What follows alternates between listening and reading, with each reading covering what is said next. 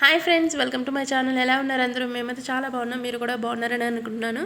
ఇవాళ మన వీడియోలో ఏంటంటే నెల్లూరు స్పెషల్ చింతాకు పొడి చిక్కుడుకాయ కర్రీ చేస్తున్నాను. దానికోసం ముందుగా చిక్కుడుకాయ ఉడకపెట్టేసుకొని పక్కన పెట్టేసుకొని అందులో ఒక 2 to 3 స్పూన్స్ చింతాకు పొడి, సాల్ట్, తగినంత ఉప్పు అండ్ కారము యాడ్ చేసుకొని పసుపు కొంచెం యాడ్ చేసుకోవాలి. ఇవన్నీ యాడ్ చేసుకున్నాక ఒక ప్యాన్లో ఆయిల్ వేసుకొని ఆవాలు, జీలకర్ర, ఆనియన్ వేగాక కొంచెం టమాటో వేసేసుకోవాలి.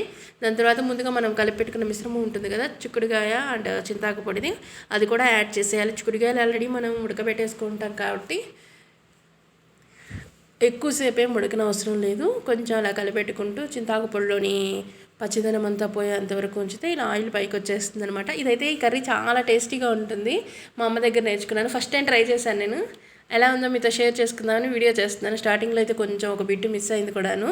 అప్పుడు వీడియో తీయడం మర్చిపోయిన తర్వాత మీతో షేర్ చేసుకుంటే బాగుంటుంది కదా అని చెప్పేసి చేసుకున్నాను. చూడండి, ఇప్పుడు ఆయిల్ పైకి వచ్చింది కదా, మన టమాటో అండ్ ఆనియన్ అన్నీ కూడా బాగా వేగిపోయాయి.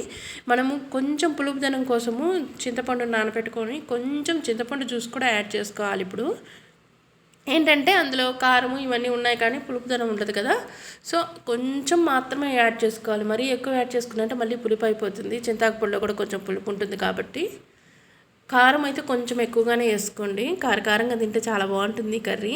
చూడండి, కొంచెం మాత్రమే యాడ్ చేస్తున్నాను చింతపండు జ్యూస్ అనేది. దీని తర్వాత ఇంకొంచెం వాటర్ కూడా యాడ్ చేసుకోవాలి. ఆల్మోస్ట్ కర్రీ అయితే అయిపోయినట్టే ఫ్రెండ్స్. ఒక 2 minutes కానీ అలా ఉంచామంటే చూడండి దగ్గర పడిపోయింది కర్రీ కూడాను. చాలా కలిసి వస్తుంది, టేస్ట్ కూడా సూపర్గా ఉంటుంది.